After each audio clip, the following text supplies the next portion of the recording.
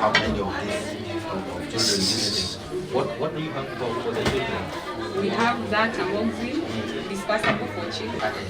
Yes, a big one. Still operating. Believe it is using a lot of power that can sustain this operation.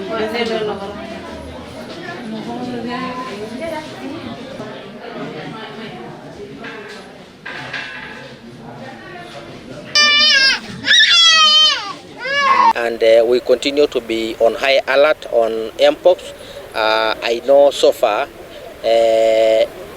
nothing has been confirmed, but because of the nature of the county, our proximity to Nairobi, and even the porous border, our neighboring countries of Tanzania and all other borders, we continue to put our public health officers, our surveillance team to be on high alert, and we want to continue urging the residents of Kajiado, even though no case has been confirmed, but let us continue to observe the public health protocols in matters mpox.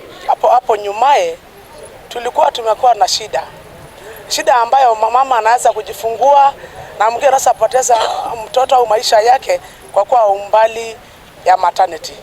Kwa mara nyingi watu hapa wamekuwa kienda mbali sana ili kupata huduma ya hospitali, kwa sababu sana wamama wanapojifungua walikuwa kienda mbali, ama saa nyingine pia walikuwa wanashindwa kwenda mpaka wanapata mashida nyumbani, lakini leo hiyo shida imetatuliwa. Hii facility kuwa equipped na vitu modern facilities za delivery ni muhimu sana, na ni ya kuokoa maisha, kwa sababu wengine walikuwa wanapoteza watoto.